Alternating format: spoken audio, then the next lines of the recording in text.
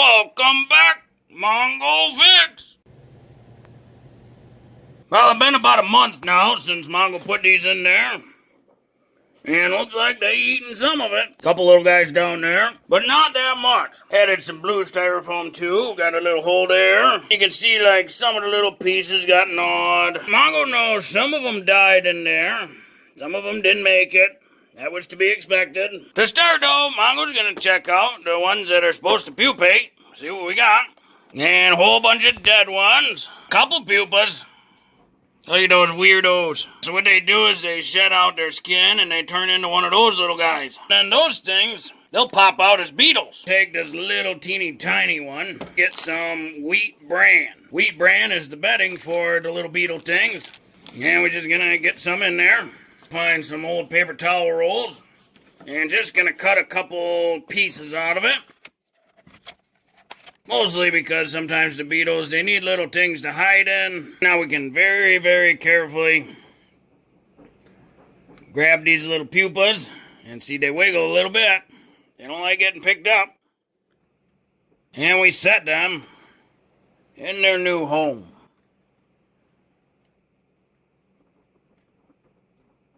Now when those beetles wake up, they're going to be pretty hungry. So Mongo's just got some oatmeal. This is just regular Quaker oatmeal, nothing special. And just give them a bit, that way when the beetles come out, they got some food they can munch on right away. A couple of these little guys still alive. Look like 1, 2, 3 of them, and these 3 might turn into pupas still. They're doing that curled up thing. So for now, Mongo's just gonna transfer the 3 that might do something, and the couple that are alive. Superworms get kind of stinky when they die, so throwing this whole bit out and starting fresh.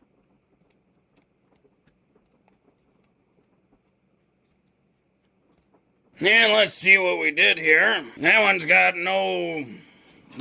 They ate a hole right through the blue styrofoam, so they like that stuff a little bit. They really don't seem to like the food tray styrofoam. Polystyrene, really, because styrofoam's a Dow thing, but whatever. Either way, a whole bunch of different types. They really don't seem to like the food tray or the cup styrofoam. But that one, there's one sticking out of it. So they like that styrofoam. Get all that cleaned up, and Mongo found a total of like 3 little tiny pieces. You can kind of see here they were nibbling on it a little bit. Not really enough though. But they like the poopy stuff and they like that house insulation stuff. Kinda. At least a couple of them did. But most of this is dead worms. Now Mongo gotta find the rest of the live ones. So to do that, you gotta look for the ground where it moves. Like right there.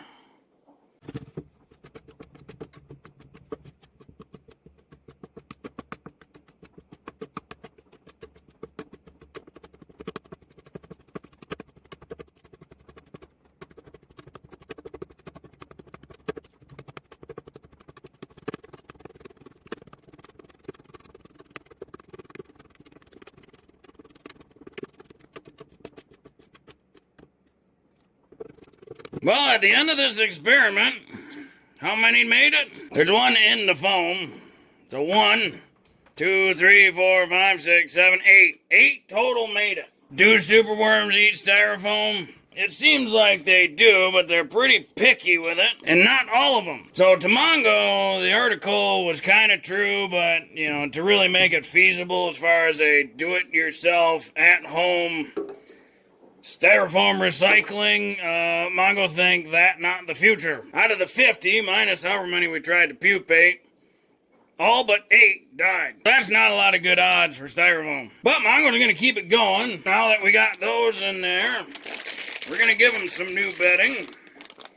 Some more wheat bran.